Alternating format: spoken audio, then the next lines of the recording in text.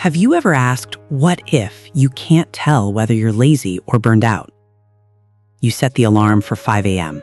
Again, today's the day. Again, it goes off.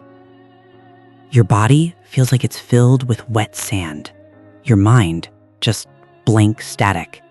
You hit snooze, and the voice starts. You're so lazy. Why can't you just get up? What is wrong with you? But what if that voice is lying? What if you're not lazy at all? Or maybe you are, but what if your mind and body are sending you a distress signal in the only language they have left? What if the problem isn't your character, but your circumstances, your chemistry, or a culture that's quietly burning you out? Today, we're going to be detectives. We're untangling the 3 threads of modern exhaustion: laziness, burnout, and depression. By the end, you'll have a clear map to diagnose yourself and a real plan for what to do next.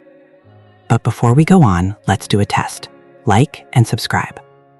Or you're lazy to do that too.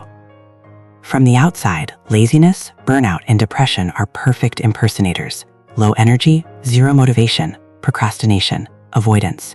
They're identical triplets in their behavior. But inside, their origins are worlds apart. Think of it like this. Your mind and body are a car. Laziness is like you in the driver's seat with a full tank, just choosing not to turn the key. You could, but you don't want to. But burnout is what happens after you've redlined the engine for a cross-country road trip nonstop for months. You ignored every warning light. Now the engine is smoking, overheated, and it's forcing a shutdown whether you like it or not. And depression, this is when the check engine light has been on for so long for so many systems that now the car won't even turn over. And you're sitting in the driver's seat and you don't even have the will to look for the manual. The danger is applying the wrong fix. You don't put oil in a gas tank, and you don't shame an overheated engine into starting. Okay, let's get diagnostic. We're going to build a checklist. First, laziness. The core of laziness is often a choice, and it's usually specific. You don't want to do that report, but you're pumped to play video games or go for a hike. The emotional tone is guilt-free, or it's a fleeting, I should. The key question to ask yourself is, if I magically had the energy and clarity right now, would I want to do this thing? If the answer is yes, you're probably not lazy. Next, burnout. This comes from occupational psychology.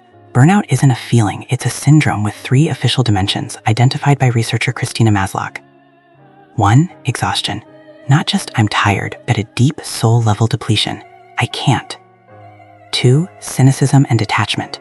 That thing you used to care about, now you're bitter, numb, or just completely checked out. Why bother? And 3, a sense of reduced efficacy. You feel incompetent.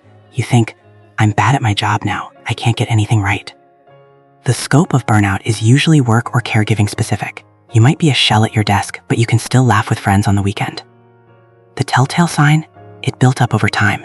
You used to care, deeply. The passion was there, and it was eroded by chronic, unmanaged stress. And finally, depression. This is clinical. The emotional tone isn't just work annoyance, it's a pervasive sadness, emptiness, or a total inability to feel pleasure. That's called anhedonia. Things you loved just don't spark anything. The scope is global. It's not just work, it's your hobbies, your relationships, your ability to shower or cook a meal. It blankets your whole life. And there are physical symptoms, major changes in sleep or appetite, unexplained aches and pains, a fatigue that sleep doesn't fix. Here's a crucial test: rest. For laziness, a good weekend often fixes it. For burnout, a weekend is a band-aid on a broken arm. You need sustained recovery and systemic change. For depression, rest often doesn't help, and isolation can sometimes make the rumination worse. You've got a hypothesis. Now, let's talk action, because getting this wrong means using the wrong medicine. If the evidence points to burnout, your strategy is recovery and boundary setting. 1, seek control. Burnout thrives on helplessness. Find one thing you can control in your day and own it. Block an hour on your calendar for deep work. Leave at 5 p.m. Just one thing. 2, practice strategic recovery. This isn't passive scrolling, it's active recharging. A 20-minute walk without your phone, a real lunch break away from your desk, a hard stop to your workday with a ritual like shutting your laptop and saying, I'm done. 3, rehumanize your work. Find one tiny piece of meaning. Help a colleague. Focus on one part of the job you still find slightly interesting. connect it back to a person. It helps. 4. Talk to your boss strategically. Don't say, I'm burned out.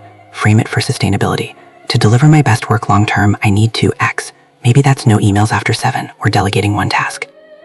If the evidence points to depression, your first step is non-negotiable. This is medical. Talk to a doctor or a therapist. This is not a willpower issue. It's a health issue. That is step 1. 2. The smallest step. Depression lies. It says you need to clean the whole house. The victory is putting one dish in the dishwasher. Aim for the microscopic win.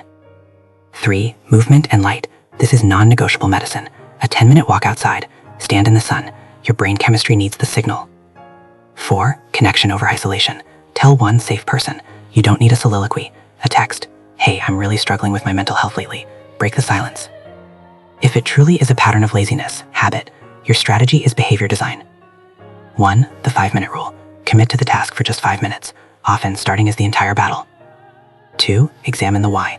Why do you want to avoid this? Is it boring? Are you afraid of failing? Listen to that resistance. It has information. 3. Design your environment. Make the right thing easier. Put your phone in another room. Open the document first thing in the morning. Prep your gym clothes the night before.